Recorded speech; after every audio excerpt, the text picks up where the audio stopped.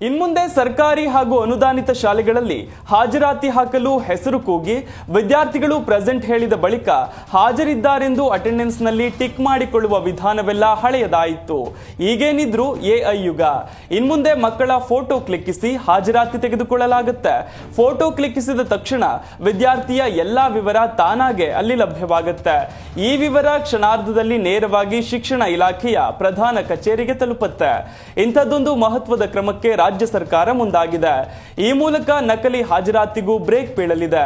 ಅಲ್ಲದೆ ವಿದ್ಯಾರ್ಥಿಗಳ ಸಂಖ್ಯೆ ಕಡಿಮೆ ಇದ್ದರೂ ನಕಲಿ ದಾಖಲಾತಿ ತೋರಿಸಿ ಸರ್ಕಾರದ ವಿವಿಧ ಸೌಲಭ್ಯ ಪಡೆಯುತ್ತಿರುವ ಶಾಲೆಗಳ ಕಳ್ಳಾಟಕ್ಕೆ ತಡೆ ಹಾಕಲು ಮುಂದಾಗಿರುವ ಶಿಕ್ಷಣ ಇಲಾಖೆ ಈ ಹಾಜರಾತಿ ಕಡ್ಡಾಯದತ್ತ ಹೆಜ್ಜೆ ಇಟ್ಟಿದೆ.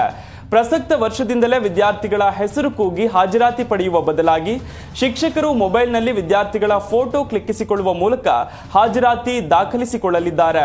ಕಳೆದ ಬಜೆಟ್ನಲ್ಲಿ ಸಿಎಂ ಸಿದ್ದರಾಮಯ್ಯ ಈ ಕಾರ್ಯಕ್ರಮದ ಬಗ್ಗೆ ಘೋಷಣೆ ಮಾಡಿದ್ದರು.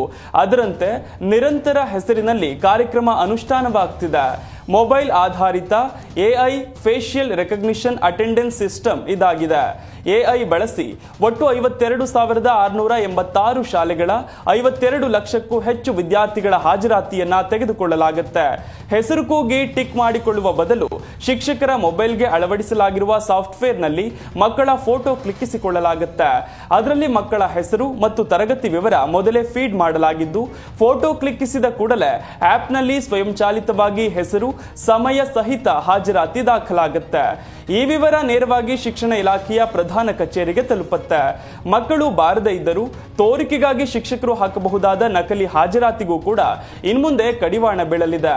ಸರ್ಕಾರಿ ಶಾಲೆ ಮಕ್ಕಳಿಗೆ ಸರ್ಕಾರ ಉಚಿತ ಪಠ್ಯಪುಸ್ತಕ, ಸಮವಸ್ತ್ರ, ಶೂ, ಮಧ್ಯಾಹ್ನದ ಬಿಸಿಯೂಟ, ಕ್ಷೀರಭಾಗ್ಯ ಯೋಜನೆಯಡಿ ಹಾಲು ವಿತರಣೆ, ವಾರಕ್ಕೆ 6 ದಿನಗಳು ಮೊಟ್ಟೆ, ಬಾಳೆಹಣ್ಣು ನೀಡುತ್ತಿದೆ. ಅದಕ್ಕಾಗಿ ಪ್ರತಿ ವರ್ಷ 4,000 ಕೋಟಿಗೂ ಅಧಿಕ ಮೊತ್ತ ವೆಚ್ಚ ಮಾಡಲಾಗ್ತಿದೆ.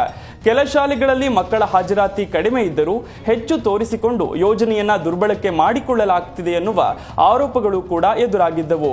ಇದೆಲ್ಲದರ ಕಡಿವಾಣಕ್ಕೆ ಫೇಶಿಯಲ್ ರೆಕಗ್ನಿಷನ್ ಅಟೆಂಡೆನ್ಸ್ ಸಿಸ್ಟಮ್ ನೆರವಾಗಲಿದೆ.